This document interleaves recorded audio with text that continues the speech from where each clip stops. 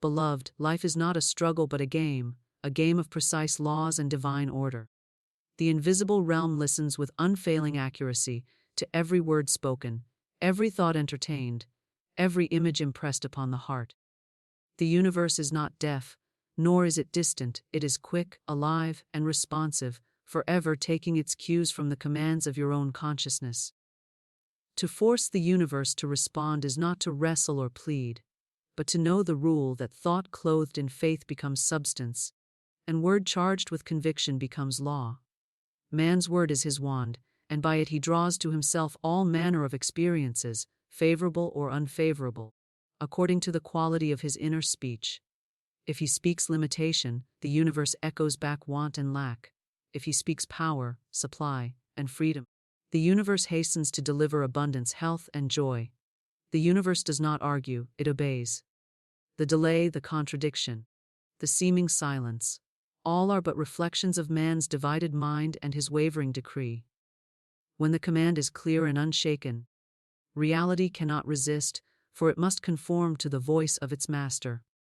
Many walk through life believing themselves victims of chance, subject to circumstance, tossed upon the waves of fate. Yet fate itself is only the harvest of yesterday's thoughts, the crop sprung from seeds unknowingly sown. To change the harvest, one must sow anew. To command reality, one must speak anew. What is bound can be loosed. What is lacking can be supplied. What is delayed can be quickened. The creative principle within man awaits only the fearless word, the word spoken with certainty and without retreat. The universe, vast and mighty though it appears, is but a mirror reflecting the inner decree. If one says, "I cannot," the mirror shows walls and closed doors. If one says, "I can, I will, I am," the mirror dissolves the obstacles and reveals the open path. Man need not strive with the mirror, nor attempt to rearrange its reflections by force of will. He need only alter the image he holds within, the command he sends forth, and lo, the reflection obeys. To force the universe to respond is simply to align thought, word, and expectation in one unbroken line of faith. Doubt scatters, fear delays, contradiction cancels the decree, but faith, steady and single, compels the unseen into form. Reality is pliant clay in the hands of the one who knows his dominion, who dares to speak as though the thing desired is already done. Command your reality now, for now is the only time there is. Tomorrow is but a shadow of today's decree, and yesterday has no power except what is remembered.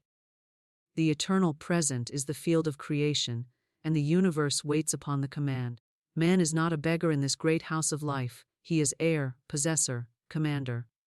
The law is sure, the response unfailing. Speak, therefore, with certainty, and watch the invisible obey. For the universe is ever listening, ever ready, ever faithful to respond. Your word is your wand, a rod of power and dominion placed in your hand from the beginning. With it you are never helpless, never without means, never truly bound, unless you choose to speak yourself into bondage.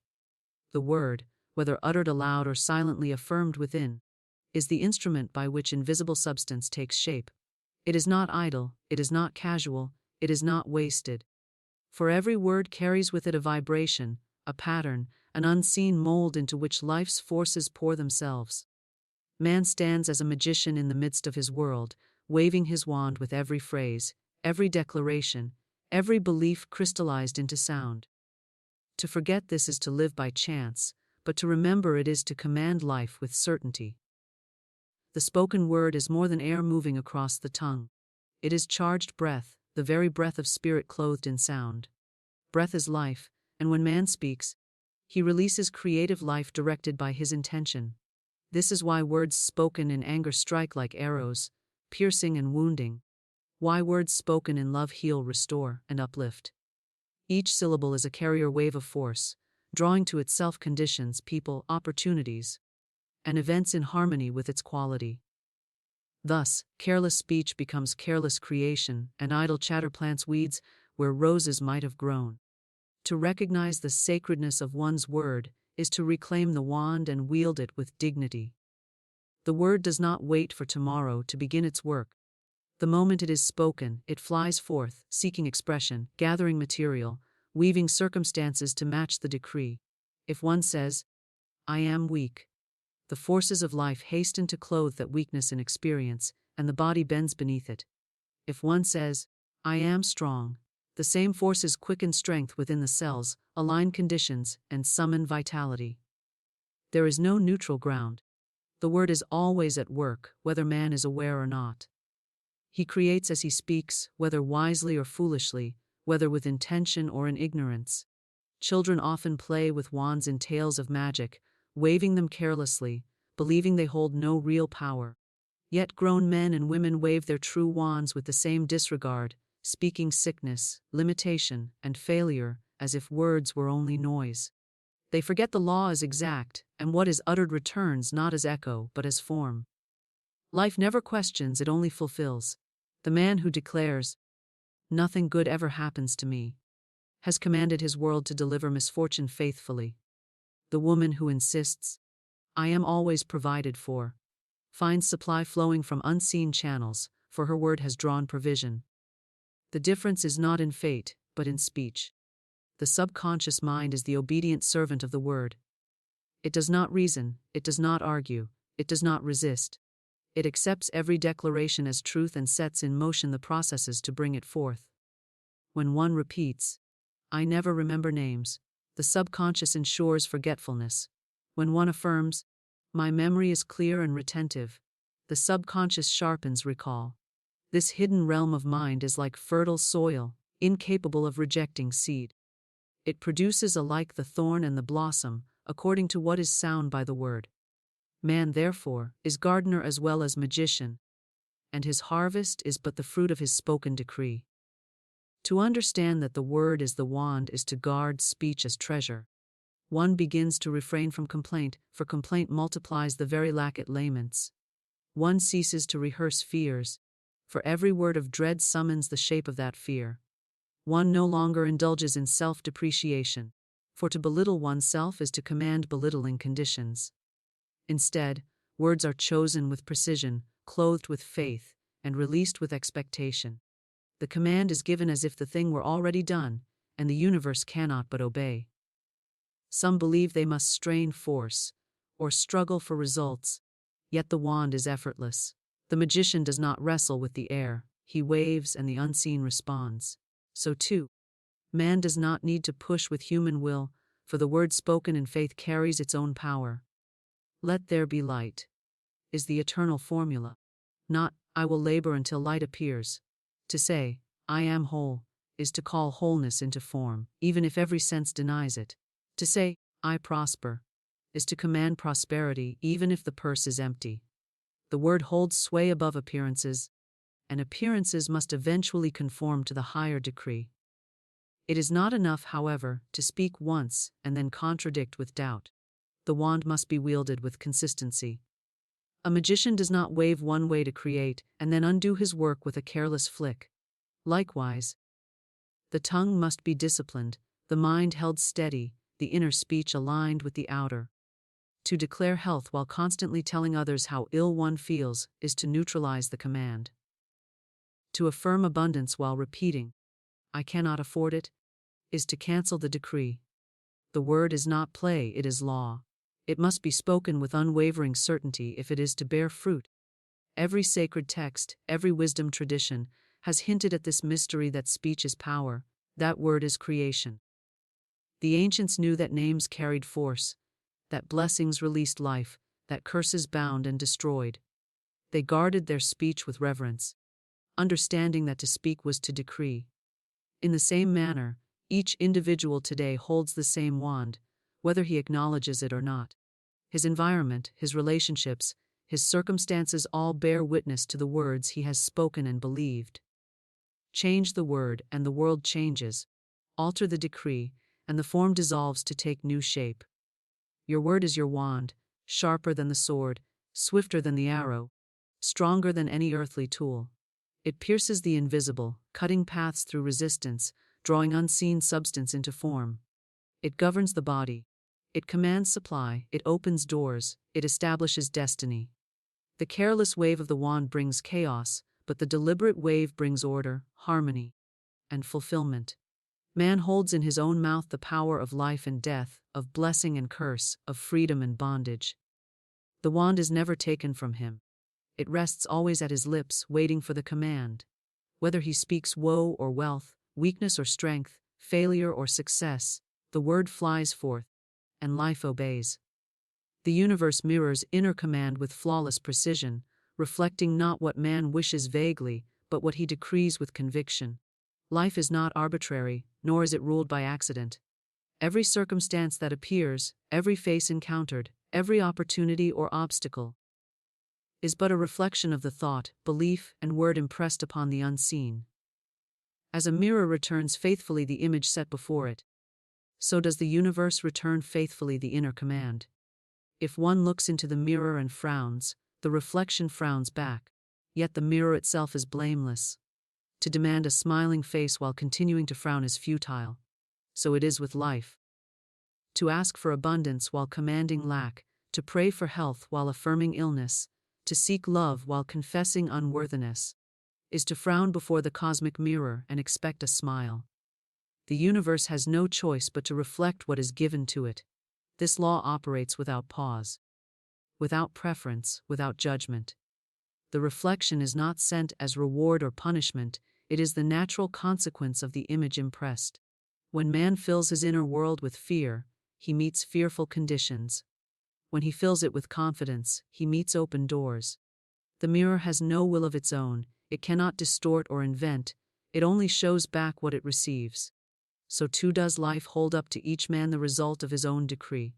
To understand this is to cease blaming fate, chance, or others, and to realize the true source of every reflection lies within. The inner command is formed not only by spoken words but by the dominant thought and deep-seated belief. One may say, I am prosperous, yet if the heart insists, I lack, the reflection will be lack. Words uttered without conviction are like faint images before the mirror, barely seen, easily overridden by stronger impressions. The universe responds not to lip service but to the deep tone of inner belief. When thought, word, and expectation agree, the command is unshakable, and reality must take shape accordingly. A divided command produces a divided reflection, confusion in circumstances, delay in results, and contradictions in experience. The law is exact, and exactness requires harmony within. Man often complains that life shows him pictures he does not want, yet he forgets that he painted them first upon the canvas of his own mind. The reflection of hardship, loneliness, or failure is not a punishment sent from without but a decree issued from within. To change the reflection, the image must be altered. No amount of struggle with the mirror itself will change the frown into a smile. The only effective action is to adjust the inner expression, and the mirror will instantly obey. The moment the inner command changes, the outer world begins to shift, though the full picture may take time to assemble from the unseen substance.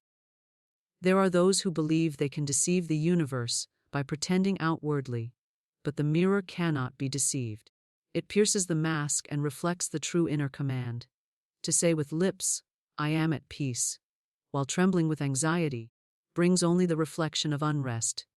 To declare, I am loved, while secretly believing oneself unworthy, brings experiences that affirm rejection. The universe listens beneath the surface and responds to the deepest conviction. Therefore the work is inner alignment, cleansing of thought, purification of belief, until the spoken word and the felt belief are one. Then the reflection shines clear, and life answers without delay. This principle explains why two people in the same environment experience life so differently. One commands prosperity inwardly and finds doors of opportunity, while another, holding inner images of lack, encounters only closed doors. The conditions are not to blame, the mirror is impartial. Each receives back what he impresses upon it. One may look upon the world as hostile and unkind, and the universe will echo back hostility in countless forms. Another may look upon the same world with expectation of goodwill, and the universe will hasten to supply friendliness, support, and harmony. The difference lies not in the outer world, but in the command issued from within. The subconscious mind serves as the mechanism that transmits inner command to the universal mirror. every thought repeated, every image vividly imagined. Every word charged with emotion sinks into the subconscious and is impressed there. The subconscious, being creative and obedient, projects this impression outward into conditions. It acts as the middle ground between inner decree and outer reflection. Man who fills his subconscious with fear through constant worry sees fearful events reflected in life. Man who fills it with faith through steady affirmation sees safety and success reflected back. The subconscious does not argue, it accepts and reflects. The mirror of the universe is polished by what the subconscious holds. When one begins to take responsibility for the reflections in life, power is regained. No longer blaming fortune, no longer resenting others, no longer struggling against shadows in the mirror. One turns within and alters the command. If the reflection shows lack, one sows images of abundance. If it shows sorrow, one plants seeds of joy. If it shows delay, one impresses swift accomplishment. The reflection may not change instantly, for old images linger. But as surely as a new face produces a new reflection, the altered command must bring a new experience. The law cannot fail, for it is law. To command the reflection wisely, man must be vigilant over his thoughts and words. Each complaint strengthens the image of lack. Each criticism strengthens the image of strife. Each fearful statement deepens the image of danger. To shift the inner command, one replaces complaint with gratitude, criticism with blessing, fear with faith. These new impressions form new images, and the mirror obediently shifts to reflect them. It is not necessary to beg or plead with life. The mirror never resists. It only waits for the image to change, and then it answers with precision. The greatest discipline is consistency, for many alter their command briefly and then revert to the old image. They declare abundance in the morning and lament lack by night. They affirm health in prayer and speak sickness in conversation. They impress the mirror with confusion, and so confusion returns. The law requires steadiness. The inner command must be single, unwavering, maintained with faith until the reflection is clear.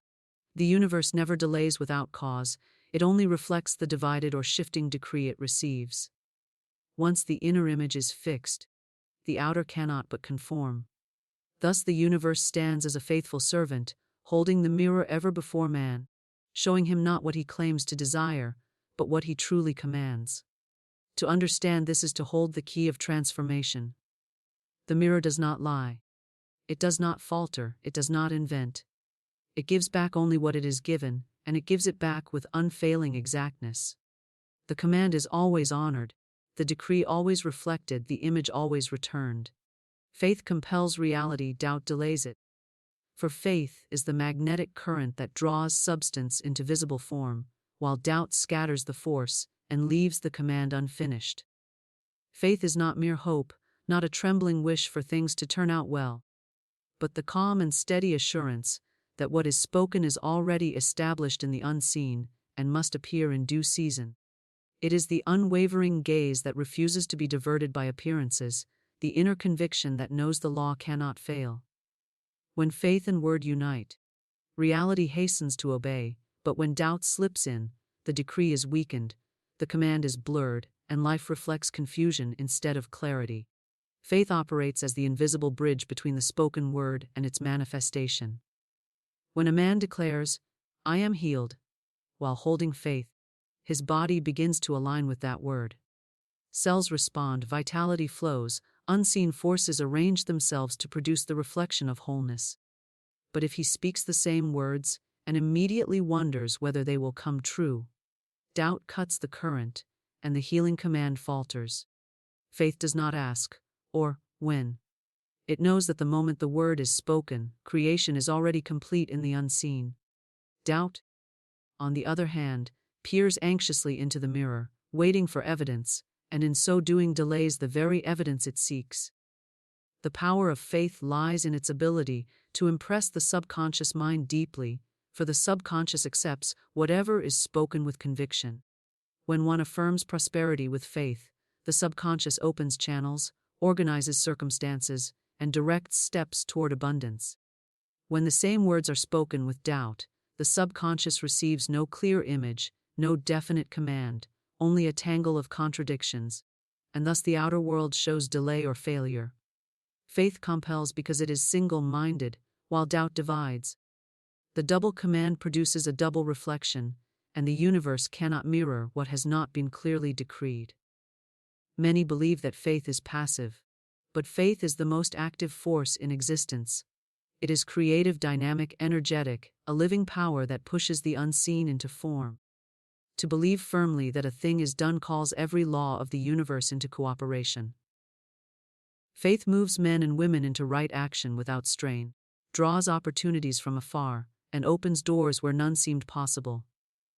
Doubt, however, paralyzes action, blinds the eyes to opportunity, and closes doors that faith might have opened. Where faith strides boldly, doubt hesitates, calculates, and delays.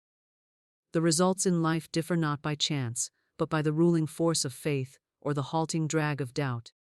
Faith does not require visible evidence to believe, for it is the evidence of the unseen.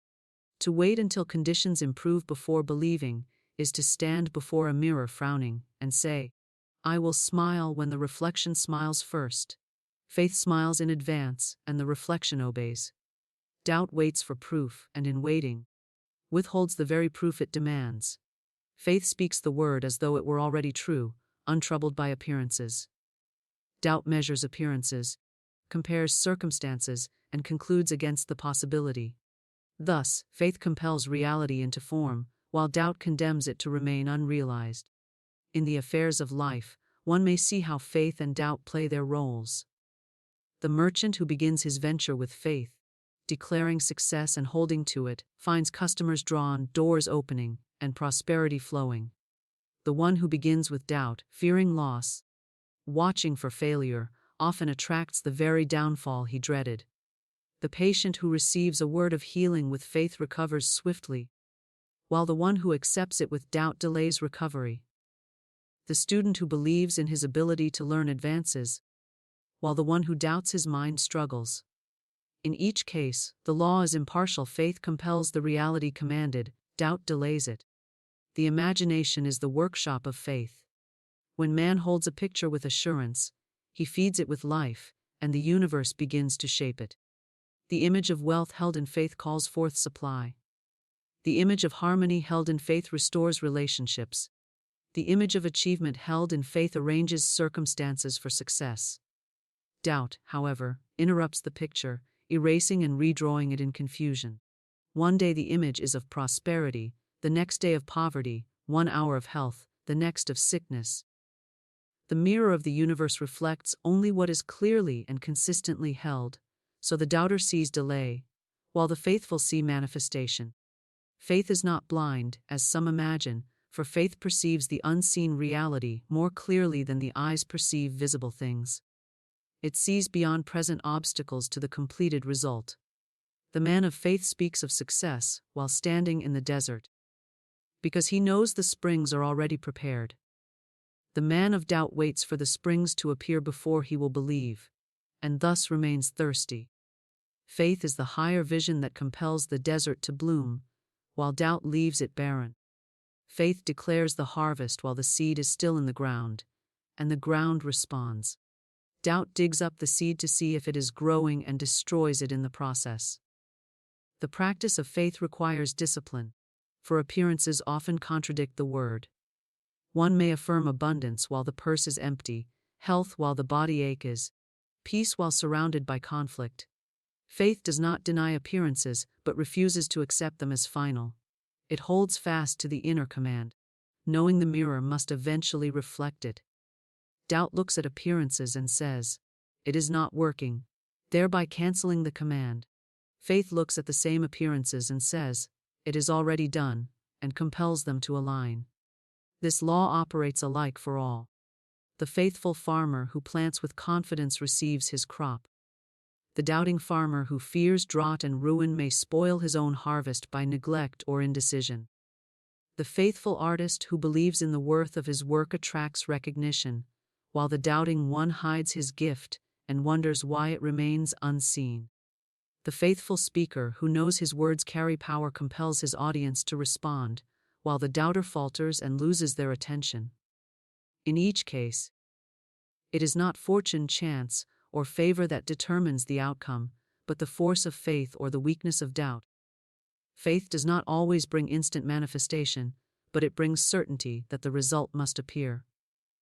Just as the seed requires time to break the soil, faith requires patience to see the decree reflected.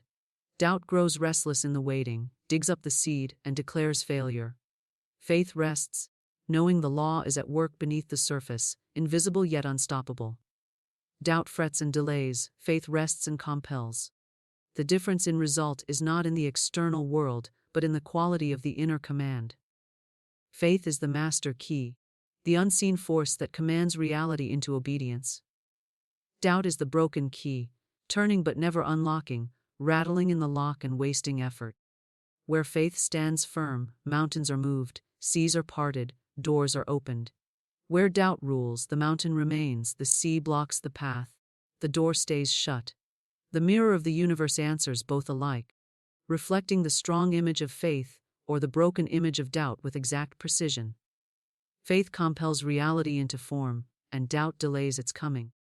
Thought, word, and expectation must align if one is to command reality with certainty, for each is a strand of the same cord. And when they are woven together, the cord becomes unbreakable. Thought is the silent image impressed upon the mind.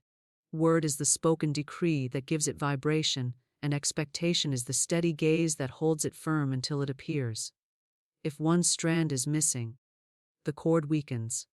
A thought of abundance spoken in words of lack produces confusion. A word of health held in thought of sickness delays manifestation. An expectation of failure contradicts words of success. Life reflects not what is declared in fragments, but what is aligned in unity. When thought, word, and expectation agree, the decree is irresistible, and the universe rushes to mirror it. Thought is the seed, the image created within, shaping the inner atmosphere from which all experiences spring. Words are the tools that give that seed form, breathing it into sound and planting it deeper in the subconscious. Expectation is the sunlight, the constant energy that nurtures the seed and keeps it alive until it breaks through into visibility. If thought envisions health, the words spoken must affirm health, and the expectation must be for health to appear. If any part falters, the seed withers or lies dormant. Many think prosperity, yet speak limitation and expect disappointment, and so prosperity remains distant. Others declare health, yet entertain thoughts of fear and expect relapse, and the body reflects their contradiction. The law does not punish, but reflects faithfully what is impressed upon it, and divided impressions bring divided results. The subconscious receives its orders most clearly when these three forces are united. If one thinks continually of success, affirms it with confidence, and expects it unwaveringly, the subconscious accepts the command and sets into motion the means to bring it forth. People, opportunities, and circumstances are drawn, doors open, and paths are cleared. But if one thinks of success, yet speaks failure, the subconscious is confused, and the mirror of the universe reflects confusion. Thought alone is powerful, but when reinforced by word and expectation, it becomes magnetic, charged with a force that compels reality into shape. This is the triad of creation, the perfect agreement that leaves no room for denial. Many fail to see results because they attempt to mix contrary elements. They hold thoughts of abundance while repeating words of poverty and expecting shortage. They envision harmony while speaking strife and anticipating quarrels. They affirm opportunity while secretly expecting rejection. Each contradiction breaks the flow of creative power. The universe is exact, it mirrors what is consistently held, not what is occasionally wished. The moment the three forces are united, the decree is clear, and life begins to reflect it without resistance. Words spoken without corresponding thought are hollow, and though they carry some vibration, they lack the deep force of conviction. To say, "I am strong," while thinking, "I am weak," is to set up two opposing commands, and the reflection wavers between the two. Thought held without corresponding word is like a seed left unplanted, remaining within but seldom finding expression. Expectation without supporting thought or word is an idle dream, ungrounded and unproductive. But when thought builds the image, word declares it aloud, and expectation sustains it with confidence, the command becomes irresistible. The unseen responds to this harmony as surely as an echo answers sound. Expectation is often the missing element, for many think and even speak rightly but expect otherwise. They affirm prosperity yet expect bills to go unpaid, declare health yet expect symptoms to linger, affirm love yet expect disappointment.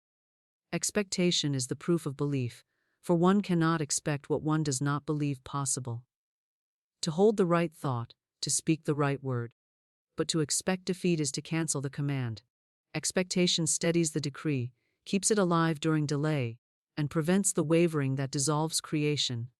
Without it, the chord frays, and the reflection falters. This alignment is not mere positive thinking. For mere thought unbacked by word and expectation carries little weight. Nor is it mere repetition of phrases, for words spoken without belief remain surface echoes. Nor is it idle hoping, for expectation without thought and word is empty. It is the union of the three that compels reality. The farmer does not only think of a harvest, he plants the seed and expects the crop. He does not only speak of the seed, he places it in the ground and awaits its growth. He does not only expect harvest without planting, he unites thought, word and expectation, and the harvest is certain. So too must man plant his inner seed, speak it into command, and expect its appearance without wavering. The imagination is the workshop where thought takes form, and when imagination is charged with feeling, it becomes a clear command. To speak in harmony with that image strengthens it, and to expect its reality draws it nearer. If one imagines wealth, speaks of wealth, and expects wealth, he cannot remain poor, for the mirror of the universe reflects his decree. If he imagines health, speaks of health, and expects health, the body aligns with that command. If he imagines harmony, speaks peace, and expects peace, relationships bend to that vibration. The law cannot fail where harmony of command exists. This alignment requires discipline, for stray thoughts and careless words easily break the chain.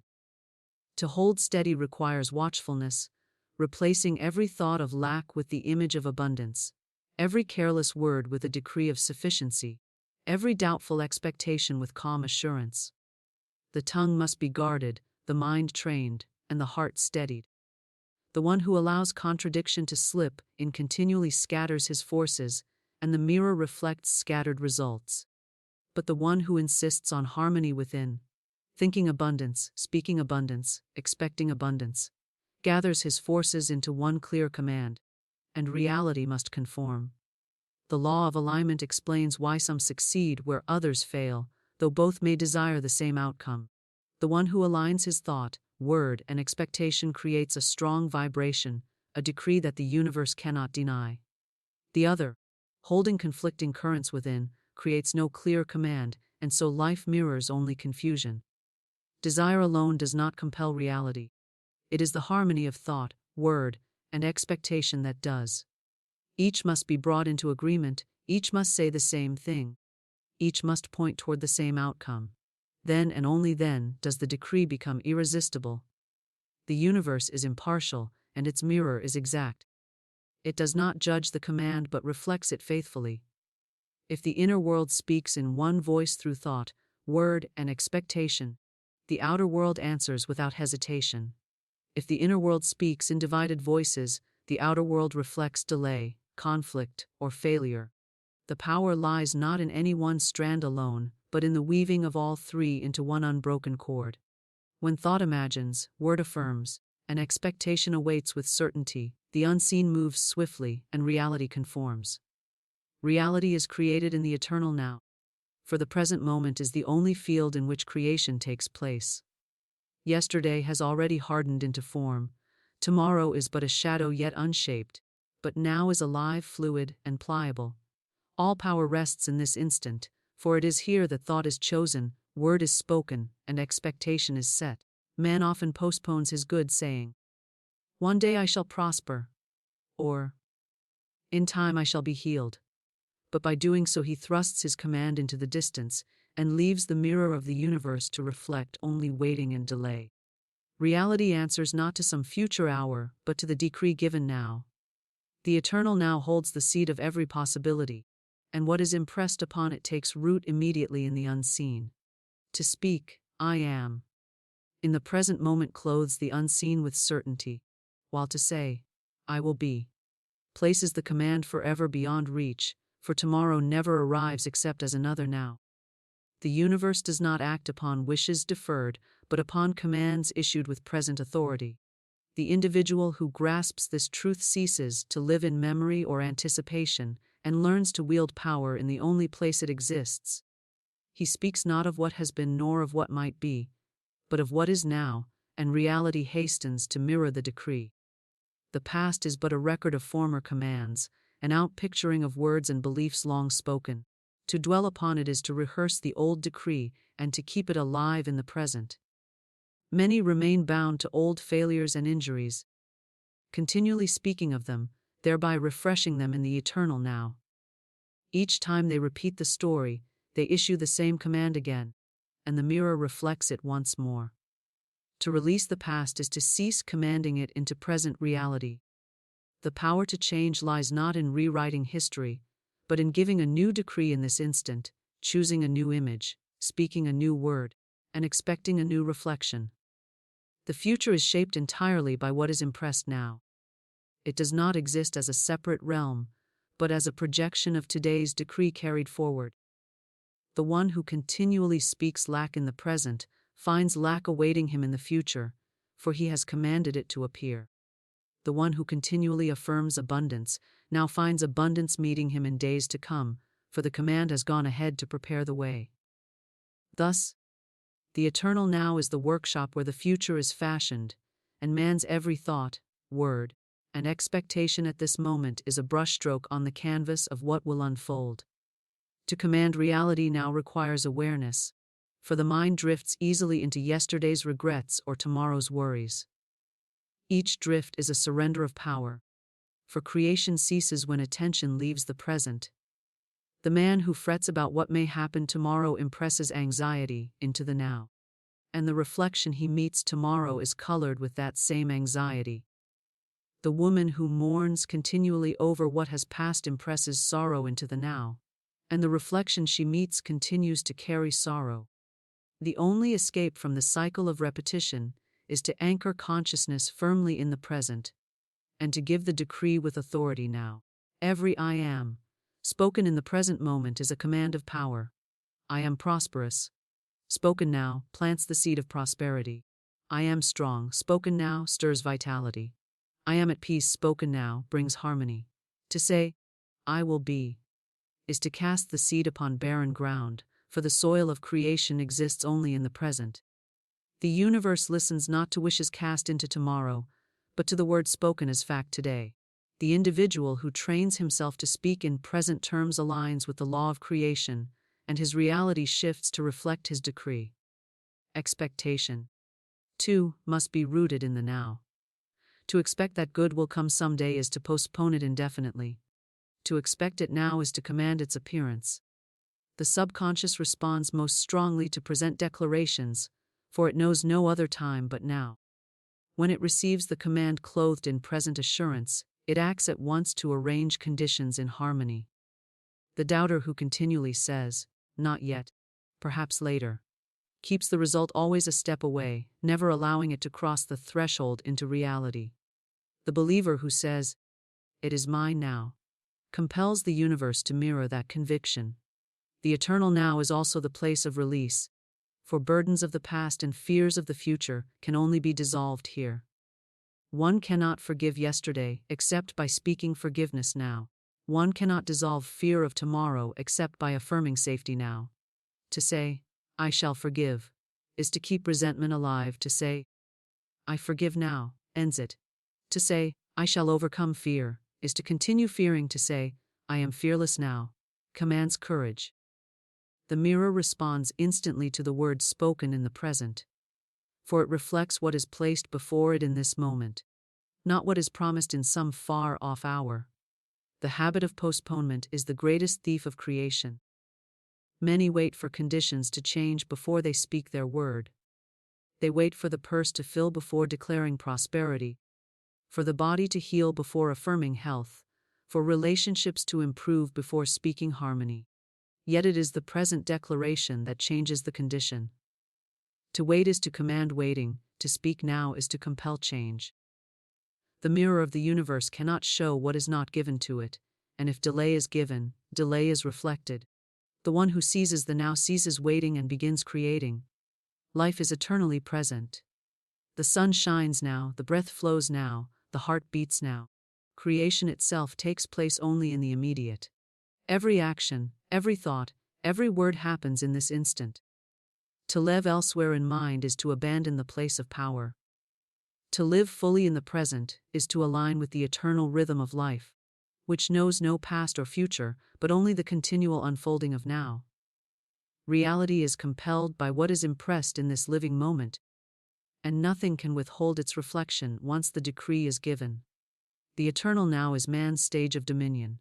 Here he writes his script, speaks his lines, and directs the scene. If he rehearses yesterday's failures, the scene repeats. If he fears tomorrow's troubles, the scene darkens. If he declares with faith now, the scene transforms. The universe is his stagehand, arranging props and scenery according to his present command. The stage is never set in the past, nor in the future, but only here and now, awaiting the word that brings the next act to life.